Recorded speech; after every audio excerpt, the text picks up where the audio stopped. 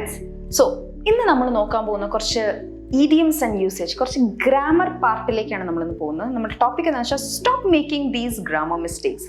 കുറച്ച് ഇഡിയംസ്, അതായത് ചില വാക്കുകളുണ്ട്, അത് അവർ ക്ലബ് ചെയ്തായിരിക്കും പോകുന്നത്. അപ്പം അത്തരം വാക്കുകൾ നമ്മൾ മാക്സിമം, അതായത് യൂഷ്വലി നമ്മൾ തെറ്റായിട്ടാണ് ഉപയോഗിക്കാറ്. അതെങ്ങനെ കറക്റ്റ് ചെയ്യാമെന്ന് നമുക്ക് നോക്കാം. കുഞ്ഞു കുഞ്ഞു ഗ്രാമർ മിസ്റ്റേക്സ് ആണ്. Alright, okay.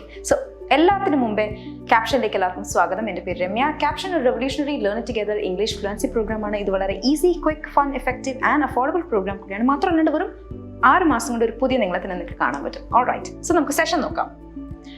ആംഗ്രി ഓൺ, അതായത് നമ്മളെപ്പോഴും പറയാറുണ്ട്, എനിക്ക് നിന്റെ മേലെ ഭയങ്കര ദേഷ്യമാണ്. നമ്മളെങ്ങനെയാണ് പറയുന്നത്? I M angry on you. അത് ആക്ച്വലി ഒരു ശരിയായ ഉപയോഗമാണോ? ആംഗ്രി ഓൺ യു ആ ഒരു തെറ്റായ ഉപയോഗമാണ്. യെസ്, ശരിയായ ഉപയോഗം എന്താണെന്ന് വെച്ച് കഴിഞ്ഞാൽ ആംഗ്രി വിത്ത് യു. ഞാൻ നിന്റെ കൂടെയാണ് എനിക്ക് ദേഷ്യം. ലൈക്ക് ആംഗ്രി വിത്ത് യു എന്നല്ല, ആംഗ്രി ഓൺ യു എന്നല്ല, വിത്ത് ആണ് നമ്മളവിടെ ഉപയോഗിക്കേണ്ട പ്രൊപ്പോസിഷൻ. അതായത് ആംഗ്രി വിത്ത് യു ഓർക്കുക, ആ തലയിൽ അങ്ങനെ കയറ്റുക. ആംഗ്രി ഓൺ എന്ന് പറയുന്നത് it's literally a wrong usage. Alright, I'm angry at how things turned out. ഇത് നോക്കുക, ആംഗ്രി അറ്റ് നമ്മൾ എന്താ ഇവിടെ ഉപയോഗിച്ചത്? വിത്ത് എന്ന് പറയുന്നത് ഇപ്പം നമ്മൾ ഒരാളെ റെഫർ ചെയ്ത് പറയുകയാണെങ്കിലാണ് നമ്മൾ വിത്ത് ഉപയോഗിക്കുന്നത്. ആക്ട് എന്ന് പറയുകയാണെങ്കിൽ എന്തെങ്കിലും കാര്യം, അതായത് ഇപ്പം ചില സിറ്റുവേഷൻസ് അല്ലെങ്കിൽ ചില ആൾക്കാരുടെ ആക്ഷൻസ് അല്ലെങ്കിൽ വേറെ എന്തെങ്കിലും തിങ്സ് കാരണം നമുക്ക് ദേഷ്യം വരില്ലേ, അപ്പം നമ്മൾ യൂസ് ചെയ്യേണ്ടത് ആംഗ്രി അറ്റ് ആണ്. ഓക്കെ, എന്തൊക്കെയാണെങ്കിലും ആംഗ്രി ഓൺ എന്ന് നമ്മൾ പറയാറില്ല. അത് ഓർത്ത് വയ്ക്കുക. Alright, great. അടുത്ത് സജസ്റ്റ് മീ. സജസ്റ്റ് മീ എന്ന് നമ്മൾ മിക്ക സമയം പറയാറുണ്ട്. ഉദാഹരണം നോക്കുകയാണെങ്കിൽ, can you suggest me a good movie? ഏതെങ്കിലും നല്ലൊരു മൂവി എന്നെ സജസ്റ്റ് ചെയ്യൂ. ഇത് ആക്ച്വലി ഒരു തെറ്റാണ്. എന്താണ് ഇവിടെ തെറ്റ്? സജസ്റ്റ് മീ എന്ന് നമ്മൾ പറയത്തില്ല. മീ അവിടെ വരേണ്ട ആവശ്യമില്ല. ശരിയായ ഉപയോഗം, ഐ മീൻ കറക്റ്റഡ് വേർഷൻ എങ്ങനെയാണെന്ന് വെച്ചാൽ, Ken you suggest a good movie. Suggest me എന്ന് വേണ്ട അവിടെ, അതൊരു ഇൻഅപ്രോപ്രിയേറ്റ് യൂസേജ് ആണ്. Ken you suggest a good movie നമ്മൾ ചോദിക്കുകയാണ്. അപ്പോൾ ഡയറക്റ്റ് ചോദിക്കുമ്പോൾ മീ എന്ന് അവിടെ എക്സ്ട്രാ പറയേണ്ട ആവശ്യമില്ല. Can you suggest a good movie, simple. അല്ലെങ്കിൽ can you suggest a good show on Netflix for me to watch this weekend. കണ്ടോ, show on Netflix for me to watch this weekend. ഞാൻ ഈ വീക്കെൻഡിൽ എനിക്ക് എന്തെങ്കിലും suggest ചെയ്യുമെന്ന് നോക്കുമ്പോൾ അപ്പോഴും നമ്മൾ സജസ്റ്റ് മീ എന്ന് പറയുന്നത് suggest a good show on Netflix for me to watch this weekend. So ഇത്തരം രീതിയിൽ എന്തൊക്കെയാണെങ്കിലും സജസ്റ്റ് കഴിഞ്ഞിട്ട് മീ ഉപയോഗിക്കുന്നത് നിർത്തുക. Alright, great. അടുത്തത് സേ മീ. ഇത് ഞാൻ കുറെ തവണ കേട്ടിട്ടുണ്ട് ആൾക്കാർ പറയണത്. അതായത് do you want to go out for coffee? Say me. Say me എന്നുള്ള ലിറ്ററൽ ഇത് ആക്ച്വലി തെറ്റാണ്. ഓൾറൈറ്റ്, സേ മീ എന്ന് പറയുന്നത് എന്താ വെച്ച് കഴിഞ്ഞാൽ മീ എന്ന് പറയൂ. അതായത് സേ മീ, ഇപ്പം നമ്മൾ സേ ജീസ് എന്ന് പറയില്ല, അതുപോലെ തന്നെ സേ മീ, അല്ലാണ്ട് പറയൂ എന്നുള്ള ഇതല്ല വരുന്നത്. സേ മീ, മീ എന്ന് പറയൂ, അതാണ് ഇതിൻ്റെ ലിറ്ററൽ മീനിങ്. അപ്പം അതെങ്ങനെയാണ്, എന്തുകൊണ്ടാണ് തെറ്റ്? അപ്പം അല്ലെങ്കിൽ തെറ്റാണെന്ന് നമുക്കറിയാം. അപ്പം അതിൻ്റെ ആൾട്ടർനേറ്റീവ്സ് അല്ലെങ്കിൽ അതിൻ്റെ ശരിയായ വേർഷൻസ് എന്തൊക്കെയായിരിക്കും? Do you want to go out for coffee? Tell me, പറയൂ, ദാറ്റ് ഇസ് കറക്റ്റ്. അല്ലെങ്കിൽ she says me to exercise every day. Again അതും ഒരു തെറ്റായ വേർഷനാണ്. ഇതിൻ്റെ ശരിയായ വേർഷൻ നമുക്ക് എങ്ങനെയാണെന്ന് വെച്ചാൽ, she asked me to exercise every day. അത് വളരെ കറക്റ്റാണ്. She told me to exercise every day. അവൾ എന്നോട് പറഞ്ഞു. She suggested that I exercise every day. She suggested, കണ്ട അവിടെയും നമ്മൾ സജസ്റ്റഡ് മീ എന്ന് പറയുന്നില്ല, ഓർക്കുക. She suggested that I exercise every day. She ഒരിക്കലും സേസ് മീ എന്ന് പറയരുത്. ഓൾറൈറ്റ്, ഓർക്കുക. സോ ഇത്തരം രീതിയിലുള്ള ഗ്രാമാറ്റിക്കൽ മിസ്റ്റേക്സ് നമുക്ക് കുറയ്ക്കാൻ ക്യാപ്ഷൻ്റെ വക ഒരു അടിപൊളി സംഭവമുണ്ട്. 30 ഡേ ഫ്രീ ട്രയൽ ഉണ്ട്. ഇതിനകത്ത് ഒരുപാട് ഫീച്ചേഴ്സ് ഉണ്ട്. നിങ്ങൾക്ക് സ്പീക്കിംഗ് ഓപ്പർച്യൂണിറ്റീസ്, സംസാരിക്കാനുള്ള ഓപ്പർച്യൂണിറ്റീസ് ഉണ്ട്. സംസാരിച്ച് കഴിയുമ്പോൾ തന്നെ നമുക്കുണ്ടല്ലോ തെറ്റുകൾ എന്തൊക്കെയാണെന്ന് നമുക്ക് മനസ്സിലാക്കാൻ പറ്റും. അതെങ്ങനെ? Learn and practice as A group. ഒരു ഗ്രൂപ്പിലിരുന്ന് നമ്മൾ സംസാരിക്കുമ്പോൾ എന്താ, മറ്റുള്ളവർ എങ്ങനെയാണ് സംസാരിക്കുന്നത്, അത്തരം രീതിയിലുള്ള ഐഡിയാസും നോളജും നമുക്ക് ഷെയർ ചെയ്യാൻ പറ്റും. ആ രീതിയിൽ നമുക്ക് കുറച്ചുകൂടെ ഇമ്പ്രൂവ് ചെയ്യാനും പറ്റും. കൂടാത്തതിന് മന്ത്ലി ഫ്ലുവൻസി ട്രാക്കർ, ഒരു മാസത്തിൽ നിങ്ങളുടെ പെർഫോമൻസ് എത്രത്തോളം പോകുന്നു, എത്രത്തോളം എവിടെയൊക്കെ നിങ്ങൾ ലാഗ് ചെയ്യുന്നു, ഇതൊക്കെ നിങ്ങൾക്ക് ട്രാക്ക് ചെയ്യാൻ പറ്റിയൊരു സംഭവമാണിത്. ആൻഡ് ഒരു പേഴ്സണൽ കോച്ച് ഉണ്ടാവും നിങ്ങളുടെ ഇഷ്യൂസ് ആൻഡ് പ്രോബ്ലംസിനെ സോർട്ട് ഔട്ട് ചെയ്ത് ഒരു കസ്റ്റമൈസ്ഡ് ഫീഡ്ബാക്ക് തരാൻ വേണ്ടിയിട്ട്. എല്ലാ കാൻഡിഡേറ്റ്സിനും സെപ്പറേറ്റ് കോച്ചസ് ആയിരിക്കും ഉണ്ടാവുന്നത്. ഗ്രേറ്റ്. ഡെയിലി മൈക്രോ ലെസൺസ്, കോൺസെപ്റ്റ്സിനെ വളരെ ചെറിയ ചെറിയ വീഡിയോസിലാക്കി നിങ്ങൾക്ക് പഠിത്തം കുറച്ചുകൂടെ എളുപ്പം ആക്കാനുള്ളൊരു പരിപാടിയാണ്. ആൻഡ് ലൈവ് ക്ലാസ്സസ്, ഇൻസ്ട്രക്ടറായിട്ട് നിങ്ങൾക്ക് ഡയറക്റ്റ് ഇൻട്രാക്ട് ചെയ്യാം, on the spot doubts clear ചെയ്യാം, മറ്റു പിള്ളേരുമായിട്ട് ചേർന്ന് നിന്ന് പഠിക്കാൻ പറ്റും. So definitely try this.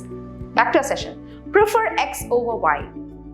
നമ്മൾ എപ്പോഴും ഉപയോഗിക്കുന്ന ഒരു സാധനമാണ് എക്സ് ഓവർ വൈ.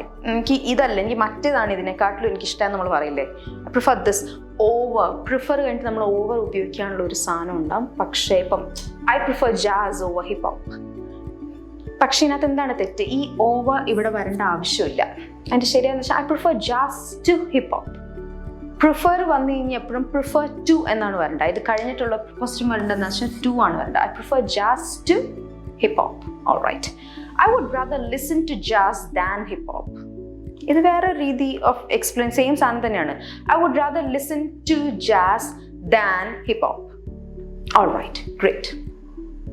വേറെ prohibit versus forbid. ഇത് രണ്ടും നമുക്ക് മിക്ക സമയത്തും കൺഫ്യൂഷൻ ഉണ്ടാക്കുന്ന ഒരു സാധനമാണ്. അതായത് I was prohibited to attend the event. ആ ഇവന്റിൽ നിന്ന് എന്നെ പ്രൊഹിബിറ്റ് ചെയ്തു അറ്റൻഡ് ചെയ്യാൻ. I forbid you from attending the event.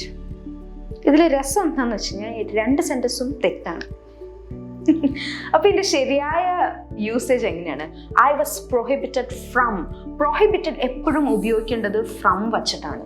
അതെ, പ്രൊഹിബിറ്റഡ് എപ്പോഴും ഉപയോഗിക്കേണ്ടത്, അതായത് ഫ്രം അത് കഴിഞ്ഞിട്ട് ഉപയോഗിക്കണം നമ്മൾ. I was prohibited from. Prohibited from എന്തിൽ നിന്ന്?